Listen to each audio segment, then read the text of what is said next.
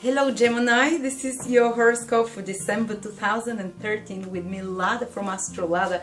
For everyone who have their ascendant, sun or moon in Gemini, make sure you check at least your ascendant sign, because it will give you much more tangible results of what you're really seeing happening around you. And if you're a woman, make sure you check your moon sign, because women act a lot from their moon sign, which is emotions and feelings. Okay. And you can find them at my birth chart calculator, for which I'm putting link here. So what does December hold for you, Gemini? Well, the big event happening in the sky is that Mars, the planet of energy, is entering your 5th house, and it's gonna stay there for 7 months. And this is a rare event because Mars never stays longer than 2 months, usually in a house, but this time it starts moving forwards and backwards, and it's stuck there till the summer. So this is where a lot of energy and focus will be for you, Gemini, in 5th house activities, which is a great place for Mars. It's very energizing, and 5th house is the house of creativity, first of all. So a lot of you will start feeling more enthusiastic to do something creative, or to do something which is more fun and entertaining. Especially people, those of you who are in performing arts or in creative kind of field, or even if they have such a hobby which is creative and inspirational, they'll have more courage to pursue those things. They'll have more enthusiasm, and they'll have more spark around those things. Things will start moving in those areas of their life.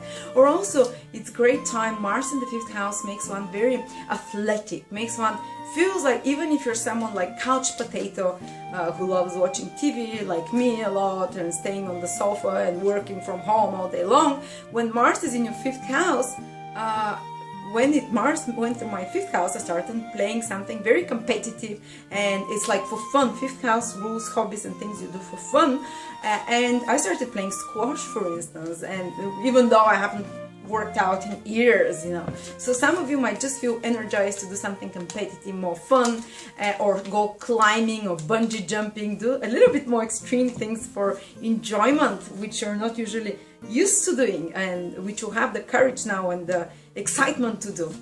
And 5th house also rules your children.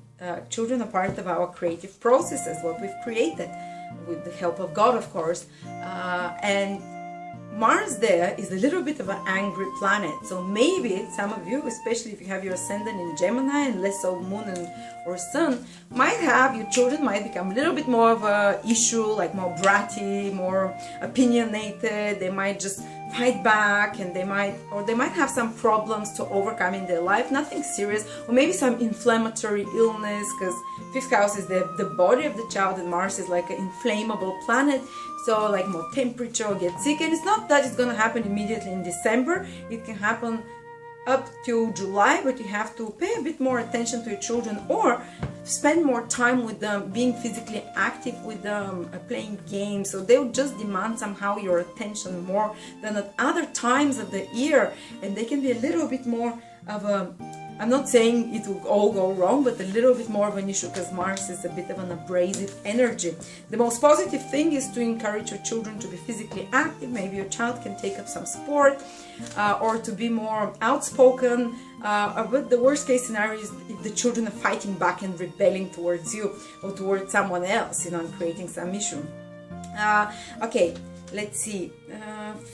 And 5th house is the house of romance and flirting, and Mars there can make you do that with more feist in you, with more courage. If you're usually a shrinking violet, now you just want to be a little bit more center of attention, and you do it almost in a confident way, and you're not afraid to do that. So test your flirting skills starting from December, continuing for a few months. Maybe you develop them better. Maybe you learn how to be center of attention without worrying too much, without, you might overcome stage fright or public fright this way, because 5th house likes when we are center of attention, and Mars there energizes us to do that.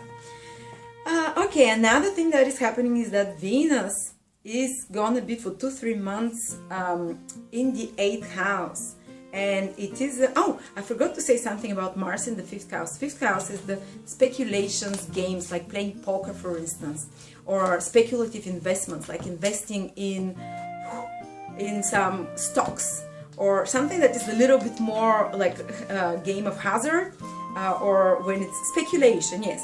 So you can be much more rash when Mars is in the 5th house in regards to those things. So you can go play in the casino, you bet much more than other times. And actually it can pay off for some of you it might not. I'm just telling you what the impulses will be. So some of you might just feel inclined to go and invest in certain stocks and bonds. You have to be a little bit more careful. I'm warning you because Mars is very rash energy, so it can make you do something very rashly without considering too much, and try to get a second opinion. But Mars doesn't want to get second opinion, it wants to do what it wants to do. But for some of you it can have very good result. That for some of you it might be waste of money, but for this, the particular horoscope has to be analyzed to see what the results of this more rash behavior in regards to investments will be.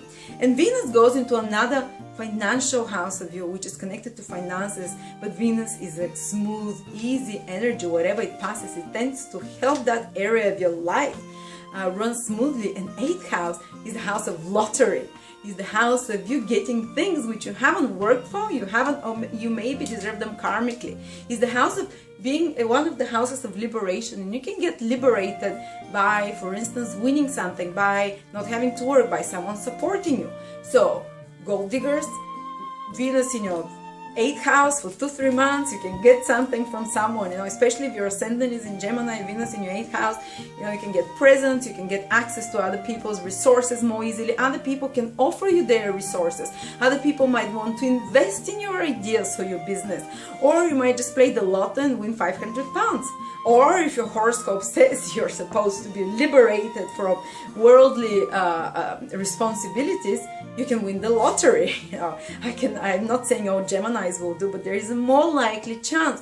Or if you're expecting someone, if you're not expecting actually, someone can return money for you for something you've done in the past, like a fluke, a fortune can come to you financially, or maybe your partner can get a bonus and take you on a holiday, or maybe someone or something just can come to you. Maybe some client of yours is happy and sends you some present. It's a good time to gain things from others. And also 8th house is the house of very deep, intimate bonding, and on a sexual, deep, intimate level. And Venus transiting there, you can get more intense with your partner, and it's not just for the sex, type of thing.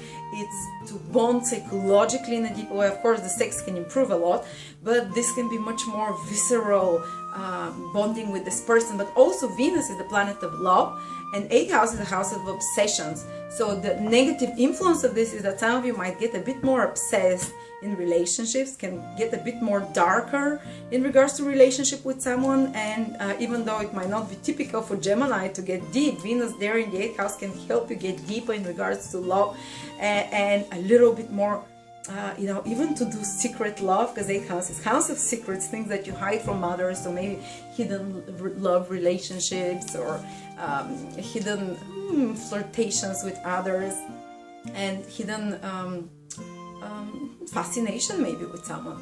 But anyway, it's good for finances. It's good for finances in regards to your partner, in regards to finances coming to you from others.